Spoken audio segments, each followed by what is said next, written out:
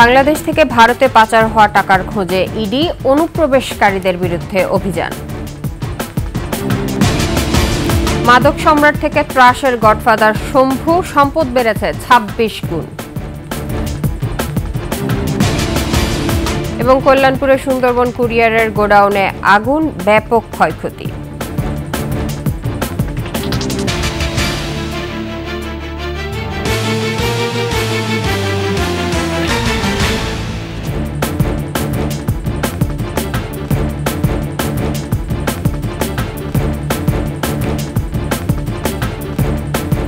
শুনছিলেন first security ইসলামী bank PLC সংবাদ শিরোনাম। আমন্ত্রণ সকালের ২১ সংবাদে, আপনাদের সঙ্গে থাকছে ইসরাত জাহান। দর্শক, ২১ টেলিভিশনের সংবাদ একই সাথে সরাসরি দেখতে পাবেন আমাদের ফেসবুক পেজ www.facebook.com/2124 অনলাইনে। এছাড়াও সাবস্ক্রাইব করতে পারেন www.youtube.com/@21টিভি চ্যানেলে। বাংলাদেশ থেকে পাচার হওয়া টাকা আর অনুপ্রবেশকারীদের খোঁজে ভারতের পশ্চিমবঙ্গ ও ঝাড়খণ্ড রাজ্যে অভিযান চালিয়েছে দেশটির কেন্দ্রীয় তদন্তকারী সংস্থা এনফোর্সমেন্ট ডিরেক্টরেট ইডি। ঝাড়খণ্ড ও পশ্চিমবঙ্গে এই অভিযান চালানো হয়। বাংলাদেশে হাসিনা সরকার পতনের পর থেকে আওয়ামী লীগ নেতাকর্মী সহ প্রভাবশালী অনেকেই বৈধ অবৈধ উপায়ে আশ্রয় নিয়েছে ভারতে। রাতারাতি দেশ ত্যাগ করলেও ভারতে এসে কেউই নেই আর্থিক সংকটে। পরিচিত ও আত্মীয় স্বজনের মাধ্যমে ভারতে আগে থেকে গড়ে তোলা সম্পদ ও বর্তমানে বাংলাদেশ থেকে হুন্ডির মাধ্যমে নিয়ে যাওয়ার টাকায় বহাল তবিয়তেই আছেন তারা। আফসানা নীলার ডেস্ক রিপোর্ট। বাংলাদেশ থেকে শত শত কোটি টাকা ভারতে পাচারের অভিযোগে দেশটির অন্তত ১৭ জায়গায় মঙ্গলবার সকাল থেকে শুরু হয় ভারতের কেন্দ্রীয় তদন্তকারী সংস্থা এনফোর্সমেন্ট ডিরেক্টরেট ইডির অভিযান। পশ্চিমবঙ্গের ১২টি জায়গায় চলে এ অভিযান। অর্থ পাচারকারী আন্তর্জাতিক চক্রের বিরুদ্ধে মেগা অভিযানের আওতায় উত্তর ২৪ পরগনা ও কলকাতায় হয় তল্লাশি। অভিযান চলে পশ্চিমবঙ্গের ১২ স্থানে। ঝাড়খণ্ডের একটি মামলার সূত্র ধরে পশ্চিমবঙ্গের মধ্যগ্রাম এলাকার বাসিন্দা পিঙ্কি বসু নামে এক নারীর সন্ধান পায় ইডি। ইডির অভিযোগ, সাম্প্রতিক সময়ে শত শত কোটি টাকা হুন্ডির মাধ্যমে বাংলাদেশ থেকে ভারতে পাচার করছেন এই নারী। জানা যায়, বর্তমানে জেল হাজতে থাকা বাংলাদেশের সাবেক সংসদ সদস্য ও শিল্পপতির ঘনিষ্ঠ বান্ধবী ছিলেন এই নারী। তার মধ্যগ্রামের ৩, বারাসাতের ২টি ফ্ল্যাট, একটি পানশালায় চিরুনি অভিযান চালানো হয়। তবে কত নগদ অর্থ বা সম্পদ উদ্ধার হয়েছে সে বিষয়ে স্পষ্ট করেনি ইডি। একই সঙ্গে ওই নারীর বিরুদ্ধে বাংলাদেশ থেকে নারী পাচারের অভিযোগ আনা হয়। ইডি জানায়, ভারতীয় মুদ্রাকে বাংলাদেশি টাকায় পরিবর্তন করে ফের ভারতীয় রুপিতে পরিবর্তন করত চক্রটি। এই বিপুল কালো টাকা সাদা করার পেছনে কারা রয়েছে তারই তদন্ত হচ্ছে। অন্যদিকে ভারতের বনগাঁও এলাকার পেট্রাপোল সীমান্তে এক ট্যাক্সি চালক পিন্টু হাওলাদার এবং সীমান্ত এলাকায় বসবাসকারী ব্যবসায়ী পার্থ সাহার বাড়িতেও অভিযান চালানো হয়। সে সময় পরিবারের সদস্যদের জিজ্ঞাসাবাদ করা হয়। এছাড়াও অভিযোগ পাওয়া গেছে, বাংলাদেশি এবং রোহিঙ্গা মেয়েদের পাচার করা হচ্ছে ঝাড়খণ্ডে। তাদের হাতে তুলে দেওয়া হচ্ছে ভারতীয় পরিচয়পত্র। আফসানা নীলা, ডেস্ক রিপোর্ট, ২১ টেলিভিশন। সরকারি জায়গা দখল করে বাড়ি, স্বগোত্রীয়দের জায়গা দখল করে পুকুর দখল করেছেন ইটভাটার জায়গাও। ধীরেন্দ্র দেবনাথ শম্ভু ছিলেন বরগুনার সবকিছুর হর্তাকর্তা। ছেলে সুনাম দেবনাথকে নিয়ে নিয়ন্ত্রণ করতেন মাদক বাণিজ্য, কায়েম করেন ত্রাসের রাজত্ব। নির্বাচনী হলফনামাতেই ১৬ বছরে তার সম্পদের পরিমাণ বেড়েছে ২৬ গুণ। প্রতিনিধি জয়দেব রায়কে সাথে নিয়ে বরগুনা ঘুরে এসে জানাচ্ছেন আলী আহমেদ রনি। ছবি তুলেছেন আব্দুর রাজ্জাক।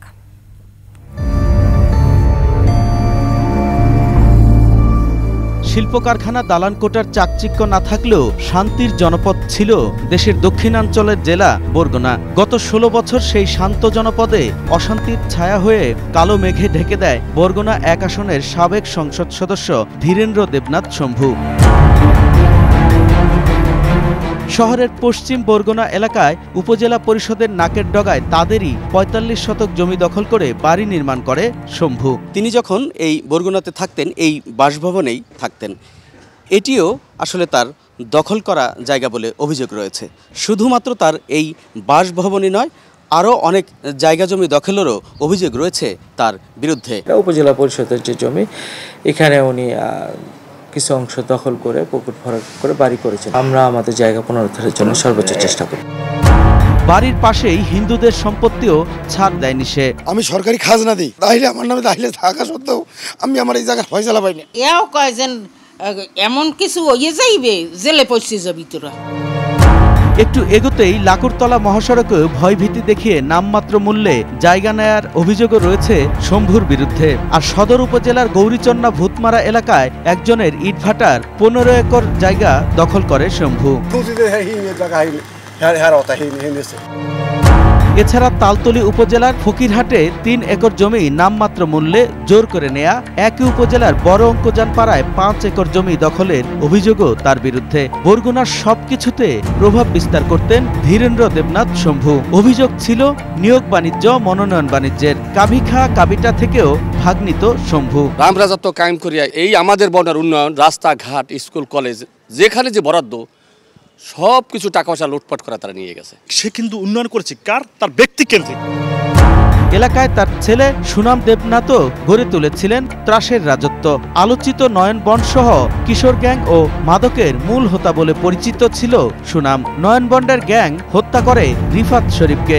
সেই মামলায় সাজাপ্রাপ্ত হয়ে এখনো কারাগারে রিফাতের স্ত্রী মিন্নি। এই সুনাম দেবনাথ ফ্যান্সিডের বলেন, ইয়াবা বলেন, এই ব্যবসাটা ওতপ্রোতভাবে জড়িত। এবং এই বরগুনাতে 1 নম্বর ডিলার যদি জানতাম সেটা সুনাম দেবনাথ। আমি আপনার কিছু তথ্য দিই, এই বরগুনাতে নয়নবন তৈরি হয়েছিল, এই নয়নবন তৈরি করছে এই সুনাম দেবনাথ। প্রভাব বিস্তার করে ধীরেন্দ্র দেবনাথ শম্ভু বরগুনার পাশাপাশি রাজধানীর বিভিন্ন জায়গায় সম্পদ গড়েছে। এ বিষয়ে থাকতেন কে ওনারা? ওর ফ্যামিলি থাকতো। অভিযোগ আছে ভারতে রয়েছে তার বিপুল সম্পদ। 2008 সালে দাখিল করা হলফনামায় আইন পেশায় আয় দেখানো হয় 2,10,000 টাকা। 2014 সালে 24,81,000 আর 2018 সালে পেশা দেখানো হয় ব্যবসা, আয় 55,38,000 টাকা। দ্বাদশ জাতীয় সংসদ নির্বাচনে হলফনামায় নিজের নামে ব্যাংক অ্যাকাউন্টে জমা দেখান 3,30,00,000 টাকা। সঞ্চয়পত্র ও স্থায়ী আমানত 67,47,000 টাকা। স্ত্রীর নামে ব্যাংকে আছে 15,83,000 টাকা। 5 আগস্টের পর আত্মগোপনে থাকা শম্ভুকে 11 নভেম্বর উত্তরা থেকে গ্রেপ্তার করে পুলিশ। আলী আহমেদ, 21 টেলিভিশন, বরগুনা। রাজধানীর কল্যাণপুরে সুন্দরবন কুরিয়ার সার্ভিসে লাগা আগুন ফায়ার সার্ভিস প্রায় 1 ঘন্টার চেষ্টায় নিয়ন্ত্রণে আনে। তবে আগুনের সূত্রপাত এবং ক্ষয়ক্ষতির পরিমাণ জানা যায়নি। ফায়ার সার্ভিস জানায় মঙ্গলবার রাত 2:30টার দিকে সুন্দরবন কুরিয়ার সার্ভিসের নিচতলার গোডাউনে আগুন লাগে। পরে ফায়ার সার্ভিস এসে আগুন নিয়ন্ত্রণে আনে। ফায়ার সার্ভিস বলছে আগুন নিয়ন্ত্রণে আসার আগেই পুড়ে যায় এই শাখায় আসা পার্সেলের অনেক মালামাল। তদন্ত কমিটি পর্যবেক্ষণের পরে অগ্নিকাণ্ডের কারণ ও ক্ষয়ক্ষতি জানানো সম্ভব হবে বলে জানিয়েছেন কল্যাণপুর ফায়ার সার্ভিসের সিনিয়র স্টেশন অফিসার। সুন্দরবন কর্তৃপক্ষের দাবি অন্তত 2 কোটি টাকার মালামাল পুড়ে গেছে। তারা বলছে পার্সেলের মালামালগুলোর বিষয়ে ঊর্ধ্বতনরা পরবর্তী সিদ্ধান্ত নেবেন।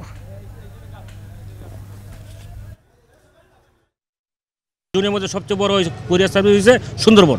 এখানে পর্যাপ্ত পরিমাণে মাল গোডাউন ছিল, পর্যাপ্ত জায়গায় কেমিক্যাল ছিল, ব্যাটারি ছিল, অ্যাসিড ছিল, বিভিন্ন খাওয়ার ধরনের পলিথিন, কাপড় ইত্যাদি অনেক মালামাল ছিল। কিন্তু ওদের নিজস্ব কোনো অগ্নিনির্বাপণ ব্যবস্থা বা হাইডেন বা হুজরিল এমনকি রিজার্ভার কিছু ছিল না। ওটা আনুমানিক আমরা তো ধারণা করতে পারি, ওখানে তো কিছু বলতে পারবো না। তদন্ত সাপেক্ষে স্যার আমরা কিছু বলতে পারবো না। তদন্ত করলে বুঝতে পারবো যে আগুন। নিচ্ছি সংবাদ বিরতি। যখন ফিরছি তখন অন্যান্য সংবাদের সঙ্গে আরও থাকবে। ট্রাম্প প্রশাসনে একগুচ্ছ নতুন মুখ, প্রতিরক্ষা মন্ত্রী হচ্ছেন পিট হেগসেথ। আবার আমন্ত্রণ সকালের 21 সংবাদ।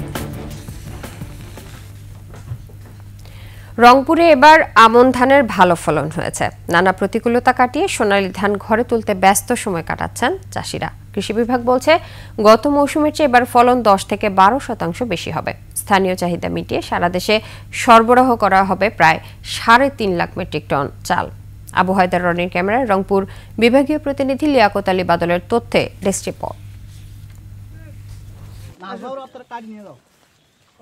শস্য ভাণ্ডার ক্ষেত রংপুরের মাঠে মাঠে দোল খাচ্ছে সোনালী ধান। পাকা আমন ধান মাঠ থেকে ঘরে তুলতে ব্যস্ত কৃষকরা। চাষিরা বলছেন এবার আবহাওয়া অনুকূল থাকায় ফলন ভালো। এছাড়া পর্যাপ্ত বৃষ্টি হওয়ায় কমেছে সেচ খরচও। ধানের এবার আল্লাহর রহমত বাম্পার ফলন, ধান পোষাইবে ভালো।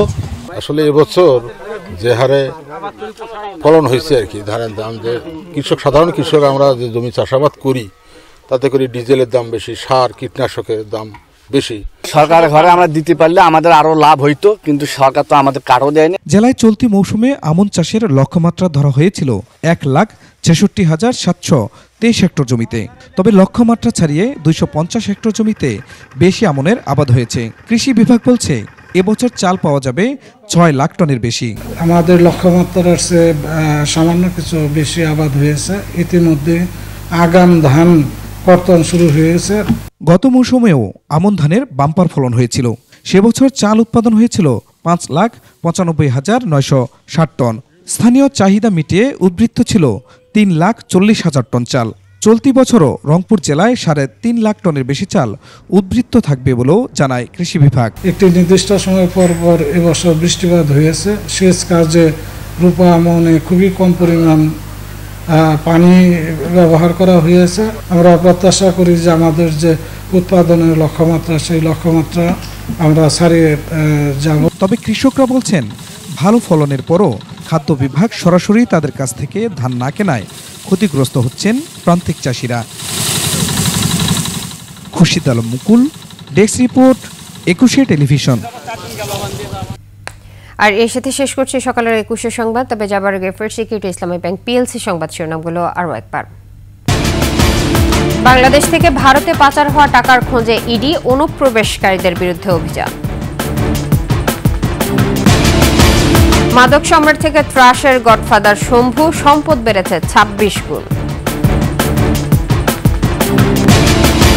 এবং কল্যাণপুরে সুন্দরবন কুরিয়ারের গোডাউনে আগুন, ব্যাপক ক্ষয়ক্ষতি।